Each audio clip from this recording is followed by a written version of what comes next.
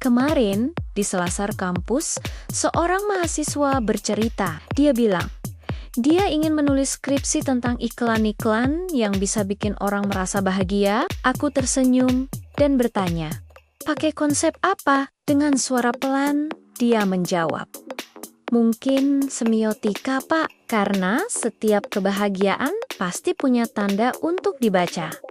Di Okinawa, Jepang, ada sebuah rahasia tua tentang hidup bahagia dan panjang umur. Para wanita di sana bisa hidup sampai usia 90 tahun.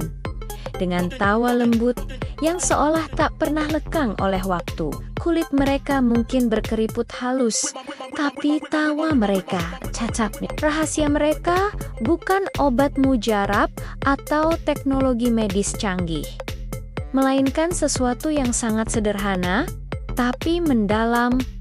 Sebuah lingkaran sahabat, biasanya 5 orang yang saling menjaga seumur hidup. Sejak lahir, anak-anak di sana sudah diperkenalkan pada moai mereka. Mereka makan bersama, berjalan-jalan bersama, membantu anggota yang sedang sakit, dan merayakan setiap momen kehidupan bersama. Dalam kebersamaan itulah tumbuh rasa percaya, tanggung jawab, dan kebahagiaan yang abadi. Moai bukan sekadar pertemanan biasa. Ini adalah cara hidup.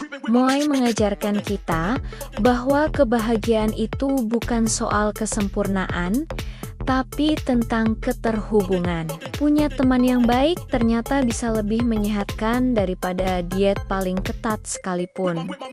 Konsep Moai ini bahkan sudah sampai ke Amerika. Di Texas, ada sekelompok warga yang membentuk Walking Moai. Mereka bertemu setiap minggu untuk berjalan kaki sambil berbagi cerita dan tawa. Di tengah dunia yang sibuk dan seringkali terasa terpecah, mereka diingatkan kembali pada hal yang paling mendasar, bahwa manusia diciptakan untuk saling menjaga. Tapi, kebahagiaan juga butuh keberanian. Lihat saja kisah Brian Chesky dan Joe Gebbia, 2 pemuda di San Francisco yang hampir diusir dari apartemen mereka karena tidak mampu membayar sewa. Dalam keputusasaan, mereka nekat menyewakan kasur angin di ruang tamu mereka.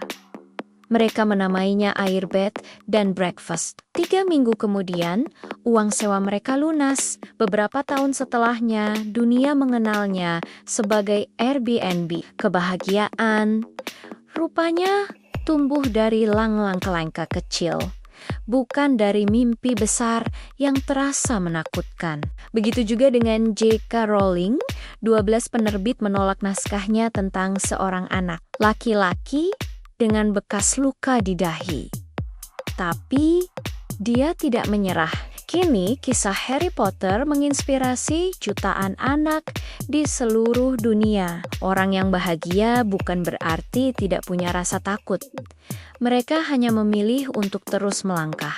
Meski rasa takut itu ada, Tony Sanders, seorang lulusan Harvard, juga pernah merasa hancur. Ia merasa gagal di hampir semua bidang dalam hidupnya. Sampai suatu hari, sebuah buku motivasi kecil mengubah segalanya. Ia belajar bahwa kebahagiaan itu tidak datang dari luar, tapi dari pilihan kita sendiri untuk memulai lagi. Namun, kadang kebahagiaan bisa runtuh hanya karena satu kalimat. Sanders pernah menulis tentang seorang perempuan yang diejek karena dagunya seperti Johnny Bravo. Bertahun-tahun kemudian, luka kecil dari ucapan itu ternyata masih ada. Kata-kata bisa membangun, tapi juga bisa menghancurkan. Karina Ichula, orang yang bahagia, selalu berhati-hati dengan ucapannya, terutama pada diri mereka sendiri. Pada akhirnya, Moai di Okinawa, perjuangan Chesky dan Gebbia, keteguhan Rowling, dan kebangkitan Sanders. Semuanya berbicara tentang hal yang sama, bahwa kebahagiaan adalah sebuah kebiasaan. Ia tumbuh dari tindakan-tindakan kecil, dari keberanian untuk mencoba, dari pertemanan yang tulus, dan dari kata-kata yang menenangkan hati.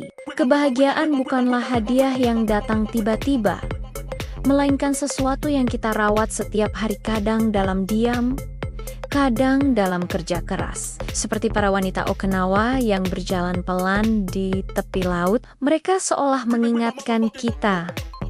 Rahasia hidup panjang dan bahagia bukanlah tentang berapa lama kita hidup, tapi dengan siapa dan bagaimana kita menjalaninya. Terima kasih sudah menonton. Jika kamu suka dengan konten seperti ini, jangan lupa untuk subscribe ya. Sampai jumpa di video berikutnya.